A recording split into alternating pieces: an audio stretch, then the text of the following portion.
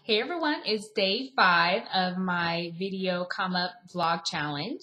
And today I don't quite know as of yet what I want the title of this video to be. But just today and, thinking throughout today, two people pretty much sum up the idea that I'm really thinking about as far as the video today that I'm presenting to you. And those two people, among a few other people, are King Solomon of the Bible and Jesus Christ. Allow me to explain. And to go ahead and just even mention the other people that I was thinking about would be people like Princess Diana or Gandhi, just many different variety of different people who are really well noted in the world and who are, highly regarded. So going back to the two people, King Solomon and Jesus, well, what do they have to do with this video today? Well, one thing is that with King Solomon, a lot of people may know of the Bible account of when there were two women that came to him and they were claiming to have birthed this one baby. And apparently the situation is that one of their babies died in the middle of the night. So one of the women took the other woman's baby and was claiming it as her own. And so what King Solomon did, wise King Solomon, he said, okay, well, what we'll do is we'll get someone to split the baby in half. You can have one half and you have the other. And so through this experience, long story short, the woman who was the real mother just said, okay, well, just let her have the baby. I'd rather see the baby alive than dead. So anyway, that's just to give you a backstory about who King Solomon was if you didn't know. And of course, everyone knows who Jesus Christ is. So one thing about King Solomon is that he was actually known as the richest, wealthiest man of all time, of all kings. And how he became to be that wealthy is not a result of him asking God for that, because God actually asked him, well, what do you want? And he asked instead for wisdom, to have wisdom and knowledge. And because his heart was in the right place and he was asking for the right things as far as being a king, God granted him that and tons more. He was, like I said, the wealthiest king of all. And then on the flip side, you have Jesus Christ, who was obviously, it doesn't get much any better than being the Son of God, right?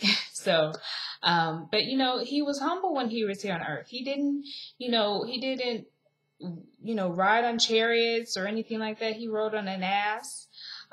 He had nice clothing, but it mentions in one scripture that, foxes have dens and lions have dens, but he has nowhere to lay his head. And the whole idea was that he didn't have mansions or, big homes and a lot of financial wealth, but he was definitely a wealthy person. And all of that stemmed around the fact of how he lived his life, what he valued in his life.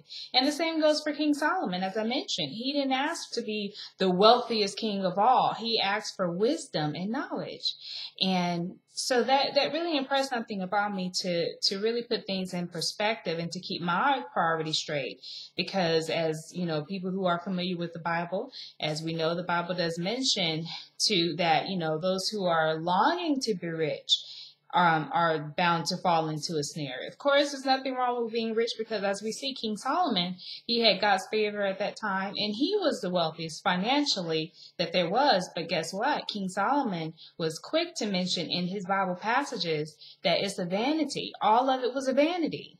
Even though he was granted those things and he enjoyed those things, he said it was a striving after the wind.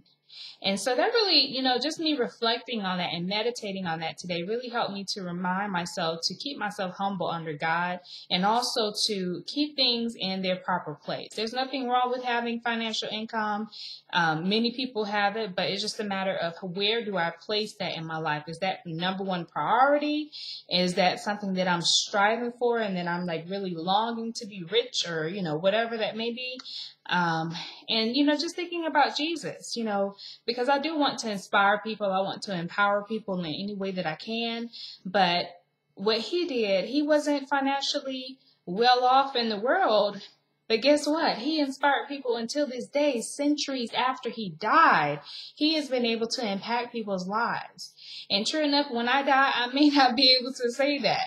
But nevertheless, while I am here in this moment, the here and now, I want to be able to be a positive influence on other people as best that I can, according to what I'm able to do.